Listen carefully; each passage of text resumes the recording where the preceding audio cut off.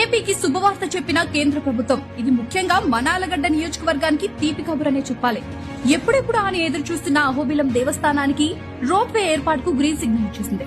ఎగువ అహోబిలం నుండి జ్వాల నరసింహస్వామి ఆలయం వరకు సుమారు 1.28 కిలోమీటర్ల మేర రోప్ వే నిర్మించనుంది. దీంతో పాటుగా మరో 4 ప్రాంతాల్లో రోప్ వే ప్రాజెక్టుల నిర్మాణానికి DPR తయారీకి టెండర్లు ఆహ్వానిస్తున్నట్లు తెలిపింది.